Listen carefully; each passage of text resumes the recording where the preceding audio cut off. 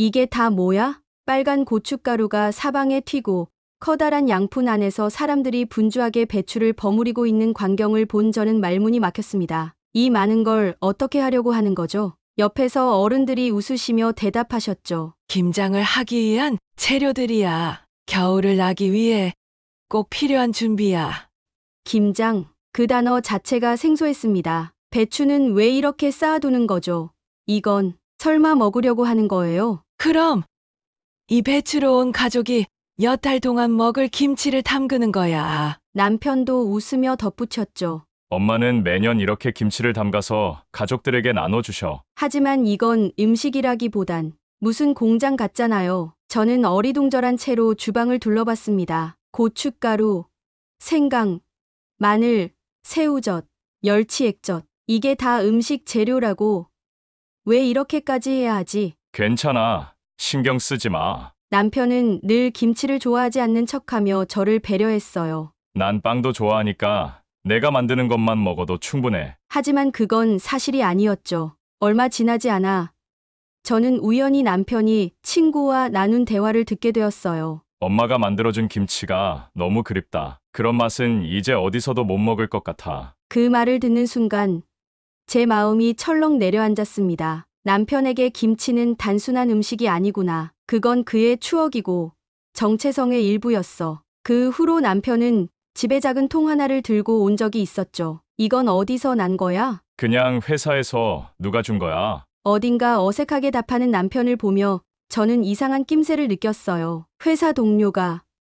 왜? 몇 번을 물으니 결국 남편이 털어놨습니다. 회사 친한 동료가 김치를 좀 담가줬어. 남편이 얼마나 김치를 그리워했으면. 그 생각에 자존심이 상하면서도 마음 한편이 무거워졌습니다. 좋아. 내가 직접 해볼 거야. 남편을 위한 김치를 만드는 거야. 그것은 저에게 새로운 도전으로 다가왔습니다. 잠깐, 내가 김치를 만들어 보겠다고 생각한 거야? 솔직히 스스로도 믿기 어려웠습니다. 매운 음식도 잘 못 먹고 김치 냄새조차 낯설었던 제가 김장을 한다고요? 하지만 남편을 위해 뭔가를 해야겠다는 마음이 저를 움직였습니다. 김장을 배우기 위해 인터넷부터 뒤졌어요. 유튜브 영상, 블로그, 레시피 사이트까지 샅샅이 찾아봤죠. 그런데 문제는 배추 절이기부터 제대로 이해하지 못했다는 거예요. 소금은 얼마나 넣는 거지?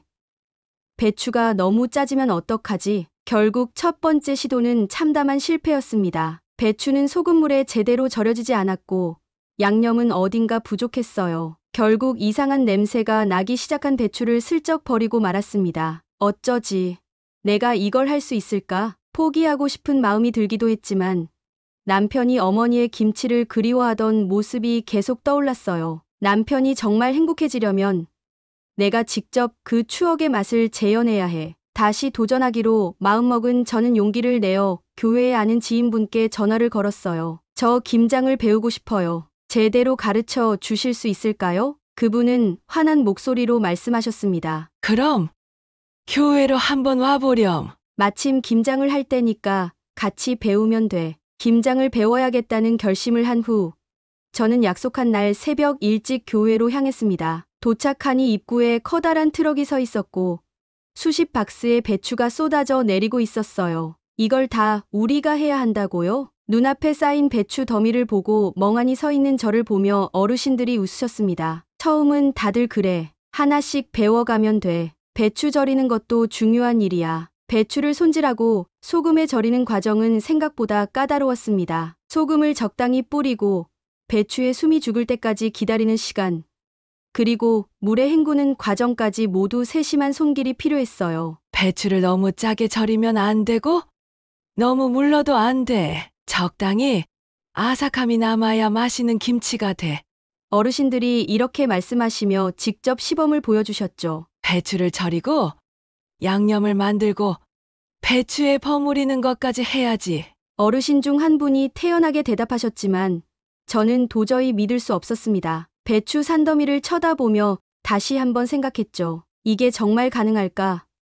이 많은 양을? 우선 첫 번째 단계는 배추를 절이는 일이었습니다. 어르신들은 이미 전날 밤부터 준비해 두셨다고 했어요. 거대한 고무대야 안에는 소금에 절여진 배추가 빼곡히 쌓여 있었죠. 자, 내가 직접 해봐. 절이는 배추를 제 손에 쥐어주시며 설명해 주셨습니다. 배추를 반으로 갈라서 입마다 골고루 소금을 묻혀줘야 해. 너무 적게 뿌리면 절여지지 않고 너무 많이 뿌리면 짜게 돼.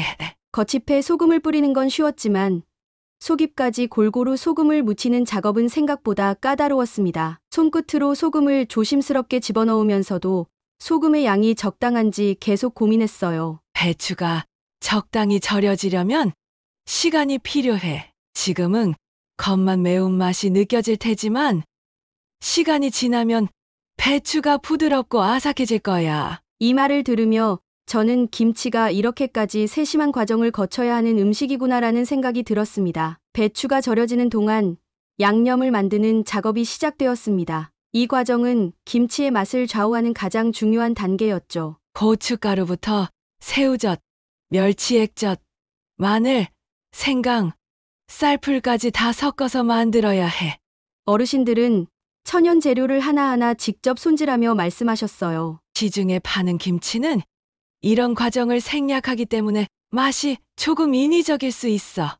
간편하게 먹기 좋지만 이렇게 직접 만든 김치는 정성과 시간이 들어가서 깊은 맛이 달라. 특히 쌀풀을 만드는 과정이 흥미로웠습니다. 쌀풀은 양념이 배추에 잘 스며들게 하고 발효를 도와줘. 쌀가루를 물에 개어 끓이며 점성을 맞추는 과정에서 저는 이 작은 디테일 하나하나가 맛을 결정한다는 걸 알게 되었어요. 양념을 섞는 동안 어르신들은 직접 만든 고춧가루를 사용해야 김치가 더 맛있다고 강조하셨습니다. 고춧가루도 집에서 직접 만든 거야. 시중에서 파는 건 가끔 첨가물이 들어있어서 맛이 깔끔하지 않을 때가 있거든. 양념이 완성되자 본격적으로 배추에 양념을 버무리는 작업이 시작되었습니다. 어르신들은 커다란 고무 대야에 배추를 차곡차곡 쌓고 준비된 양념을 배추 사이사이에 정성껏 발랐습니다. 양념은 겉에만 바르면 안 돼. 속까지 골고루 묻혀야 해. 그래야 맛이 제대로 배어들지.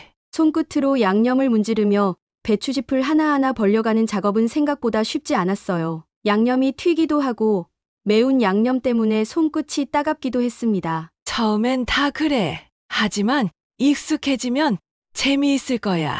양념을 바르며 저는 문득 생각했어요. 사먹는 김치는 이렇게 정성을 들여 한 입 한 입 속까지 양념을 바르지 않는다는 거요. 시중 김치는 기계로 버무리잖아.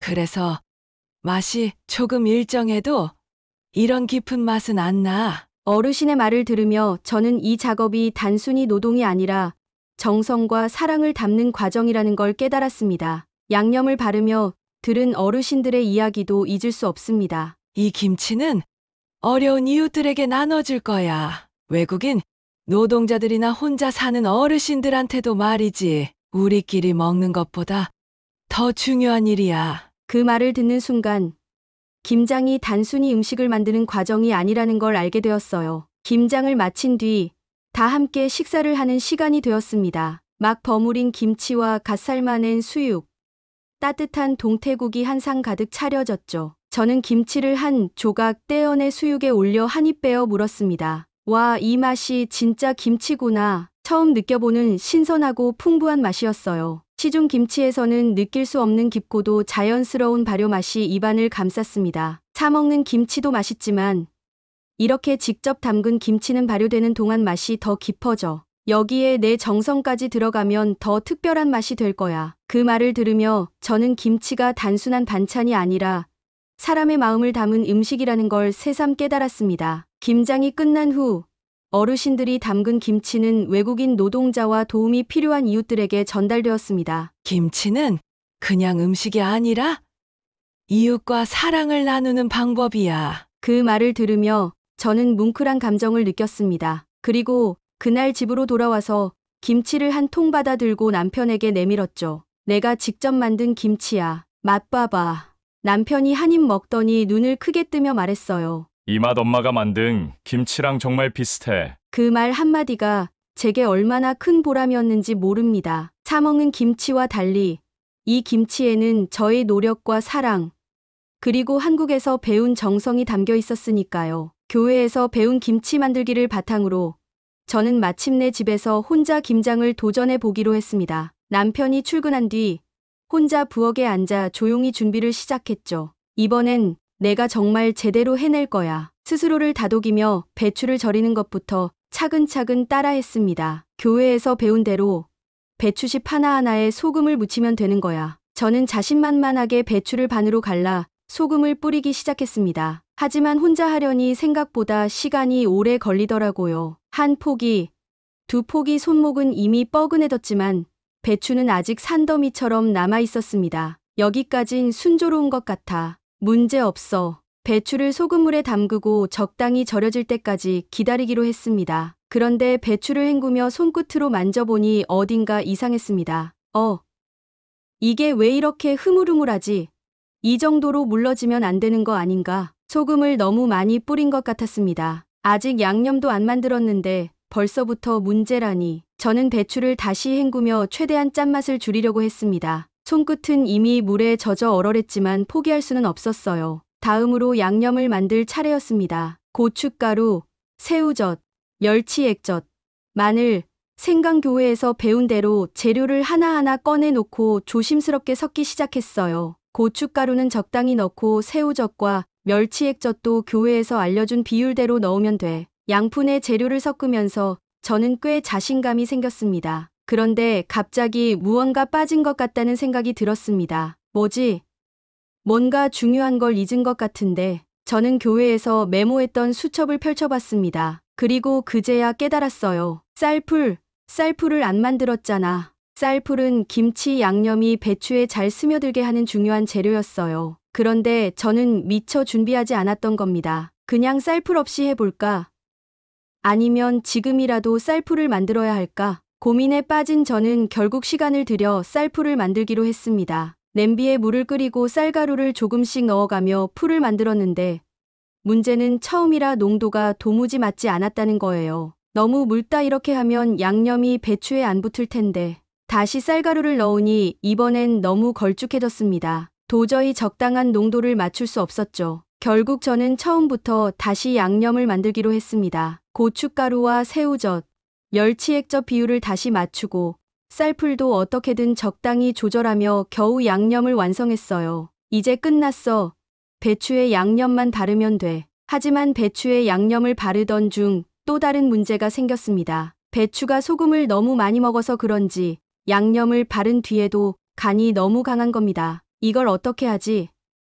다 버리고 처음부터 해야 하나? 저는 깊은 한숨을 쉬며 고민에 빠졌습니다. 남편이 올 시간이 다가오자 저는 결국 교회 어르신께 전화를 걸었습니다. 죄송해요. 제가 배추도 너무 짜게 절이고 양념도 이상하게 됐어요. 어쩌면 좋을까요? 어르신은 제 이야기를 듣고 웃으시며 말씀하셨어요. 배추가 짜면 물에 더 헹구고 양념도 조금씩 조절하면 돼. 김치는 처음부터 완벽할 수 없는 거야. 정성이 중요하지. 그 말을 듣고 저는 다시 한번 용기를 내어 배추를 헹구고 양념에 물을 약간 더 섞으며 간을 맞추기 시작했습니다. 몇 시간의 사투 끝에 저는 드디어 김치를 완성할 수 있었습니다. 남편이 집에 돌아오자 저는 자신 있게 김치를 내놓았어요. 내가 직접 만든 김치야. 한번 먹어봐. 남편은 조심스럽게 한 조각을 집어 먹었습니다. 그리고 잠시 후 환한 미소를 지으며 말했죠. 와, 이 맛 엄마 김치랑 정말 비슷해. 진짜 잘했어. 그 순간 저는 지금까지의 모든 노력이 보상받는 기분이었습니다. 김치는 단순히 음식을 넘어 남편과 저의 추억과 사랑을 연결해주는 매개체가 되었던 겁니다. 남편의 칭찬에 힘입어 저는 완성된 김치로 다양한 요리를 시도해보기로 했습니다. 김치는 단순한 반찬이 아니었어요. 찌개, 볶음밥, 전까지 무궁무진하게 활용할 수 있는 재료였죠. 먼저 도전한 요리는 김치찌개였습니다. 김치찌개는 기본 중의 기본이지. 저는 교회에서 배운 김치를 냄비에 듬뿍 넣고 돼지고기와 두부를 함께 넣어 푹 끓였습니다. 김치가 충분히 익은 상태라 깊은 국물 맛이 우러나왔고 집안 가득 퍼지는 매콤한 향이 식욕을 돋웠어요. 남편이 찌개를 한 입 먹더니 말했죠. 이건 진짜 최고야. 엄마도 이렇게 끓였어. 그 말을 듣고 저는 너무 기뻤습니다. 그 다음은 김치볶음밥. 남은 밥에 김치를 잘게 썰어 넣고 참기름과 고춧가루로 볶아낸 뒤 달걀 프라이를 올렸습니다. 간단하지만 맛있었어요. 남편은 한 그릇을 뚝딱 비우며 감탄했죠. 김치볶음밥은 언제 먹어도 질리지 않아. 김치전도 빠질 수 없었어요. 김치와 밀가루를 섞어 프라이팬에 얇게 부쳐냈습니다. 노릇노릇하게 구워진 김치전은 맥주와 완벽한 궁합이었죠. 이건 친구들 초대했을 때 내놓으면 인기 만점일 거야. 요리를 하며 저는 문득 궁금해졌어요. 김치가 이렇게 맛있고 다양한 요리에 활용되는데 건강에는 어떤 영향을 줄까? 인터넷에서 김치에 대해 찾아보니 놀라운 사실들을 알게 되었습니다. 유산균이 풍부하다. 김치는 발효 과정에서 유산균이 다량으로 생성되어 장 건강에 매우 좋았습니다. 요거트보다 더 많은 유산균을 포함하고 있다는 점이 신기했죠. 비타민과 항산화 성분이 풍부하다. 배추와 고춧가루, 마늘 등 재료에는 비타민 C와 A가 풍부하고 항산화 효과가 뛰어나 노화를 예방하는 데 도움이 된다고 했어요. 저칼로리 고영양 김치는 칼로리가 낮으면서도 영양소가 풍부해 다이어트에도 적합한 음식이었습니다. 김치가 단순한 반찬이 아니라 전 세계가 주목하는 슈퍼푸드였구나. 이 사실에 저는 너무나 놀랐습니다. 남편에게 이 사실을 알려주자 남편도 고개를 끄덕이며 말했죠. 그래서 한국 사람들이 건강한 거야. 김치만 먹어도 건강이 지켜지니까. 김치의 매력에 빠진 저는 이 레시피를 외국에 있는 가족과 친구들에게도 알려주고 싶어졌습니다. 특히 미국에 있는 엄마와 여동생이 관심을 보였어요. 김치, 그 매운 한국 음식 맞지? 만들어보는 거 정말 가능할까? 저는 화상통화를 통해 하나하나 설명하며 김치 만드는 과정을 공유했습니다. 먼저 배추를 반으로 자르고 소금을 잎 사이사이에 골고루 뿌려야 해. 너무 짜게 하면 안 되고 적당히 아삭하게 절여야 해. 엄마는 절이는 과정을 들으며 웃으며 말했죠. 이건 한국의 피클 같은 거네. 그런데 소금물에 절이는 게 훨씬 섬세한 작업 같아. 고춧가루, 마늘, 생강, 새우젓, 멸치액젓, 그리고 쌀풀을 섞어서 양념을 만들어야 해. 여동생이 깔깔 웃으며 말했어요. 멸치액젓. 그게 뭔데? 냄새가 이상하지 않을까? 냄새는 좀 강하지만 김치 맛을 좌우하는 핵심이야. 꼭 넣어야 해. 이제 배추를 한 입 한 입 벌리고 양념을 골고루 발라줘. 이게 김치 맛을 결정짓는 가장 중요한 단계야. 엄마와 여동생은 양념을 버무리는 제 손을 보고 감탄했어요. 정말 정성이 많이 들어가는 음식이구나. 이래서 김치가 특별한 거였네. 김치를 만들어 본 엄마와 여동생은 결과물에 감탄하며 말했어요. 이건 그냥 음식이 아니라 예술이야. 이렇게 정성을 들인 음식은 처음 만들어 봤어. 그리고 얼마 후 미국에 있는 친구들도 제 레시피를 따라 김치를 만들어 봤다고 연락을 줬습니다. 김치를 처음 먹어봤는데 정말 맛있었어. 그리고 신기하게도 속이 편안해지더라니까. 김치를 통해 저는 단순히 요리를 넘어 한국 문화를 가족과 친구들에게 전파할 수 있다는 걸 깨달았습니다. 김치는 한국을 대표하는 음식일 뿐만 아니라 사랑과 정성을 전하는 매개체였던 겁니다. 김치를 직접 만들어 본 후 저는 이 매력적인 음식을 가족들에게도 소개하고 싶어졌습니다. 특히 미국에 있는 엄마와 여동생은 제 이야기를 듣고 호기심을 보였죠. 김치, 그 매운 한국 음식 맞지? 만드는 방법이 그렇게 복잡하다고 들었는데 내가 만든 걸 보니까 우리도 도전해보고 싶다. 좋아. 영상 통화로 같이 만들어 보자. 내가 하나하나 가르쳐 줄게. 영상 통화를 시작하자마자 엄마와 여동생은 화면 속으로 고개를 들이밀며 질문을 퍼부었습니다. 그래서 배추는 어디서 사야 해? 그냥 슈퍼에서 파는 거면 되는 거야? 그럼 그냥 큰 배추를 사서 반으로 자르면 돼. 그런데 소금은 꼭 굵은 소금을 써야 해. 그게 더 맛있거든. 엄마는 메모를 하며 고개를 끄덕였고 여동생은 벌써 배추를 들고 소금을 뿌리기 시작했습니다. 야, 배추 잎마다 골고루 뿌려야 한다니까. 그렇게 대충 하면 절여지지도 않아. 제가 화면 너머로 말하자 여동생은 웃으며 배추잎을 한 장 한 장 펴기 시작했죠. 소금을 얼마나 뿌려야 하는 거야? 너무 많이 넣으면 짜지지 않을까? 엄마는 살살 뿌리더니 여동생은 반대로 통째로 쏟아붓듯 소금을 사용했습니다. 아니야. 그렇게 많이 넣으면 나중에 다 짜진다니까. 그럼 너무 조금 넣으면 어쩌라고. 적당히가 중요해. 결국 제가 화면을 통해 시범을 보이며 알려줬습니다. 보이지? 이렇게 속까지 살짝만 뿌려줘야 해. 손끝으로 배추짚을 벌려서 소금을 넣어주는 거야. 너무 많이 뿌리면 배추가 물러지고 맛이 이상해져. 엄마와 여동생은 고개를 끄덕이며 다시 도전했습니다. 오, 이젠 좀 괜찮은 것 같아. 배추가 절여지는 동안 양념을 만드는 단계로 넘어갔습니다. 고춧가루, 마늘, 생강, 새우젓, 멸치액젓, 그리고 쌀풀까지 하나하나 화면 너머로 재료를 설명하며 꺼내 놓았죠. 우와, 고춧가루 색깔이 엄청나네. 이거 먹을 수 있는 거 맞아? 여동생이 눈을 크게 뜨며 물었고, 엄마는 새우젓 냄새를 맡고 코를 잡으며 웃었어요. 이거 냄새가 꽤 강하네. 그런데 진짜 김치 맛을 내려면 꼭 필요하다는 거지? 맞아. 새우젓과 멸치액젓이 김치의 깊은 맛을 만들어줘. 냄새는 강하지만 발효되면 정말 맛있어질 거야. 쌀풀을 만들 때는 또다시 작은 사고가 터졌습니다. 쌀풀이 너무 묽은데 물을 더 넣어야 해? 아니지. 농도가 걸쭉해야 배추에 잘 붙는다고. 결국 저는 냄비를 화면에 가까이 대며 적당한 농도를 직접 보여줬고 엄마와 여동생도 조심스럽게 따라했습니다. 이제 배추에 양념을 바를 차례였습니다. 저는 배추를 한 장 한 장 벌리며 양념을 정성스럽게 바르는 시범을 보였죠. 이렇게 속까지 골고루 발라줘야 해. 겉만 묻히면 맛이 고르게 안 배. 엄마는 열심히 따라하셨지만 여동생은 양념을 여기저기 흩뿌리며 난장판을 만들었습니다. 이게 왜 이렇게 어려운 거야?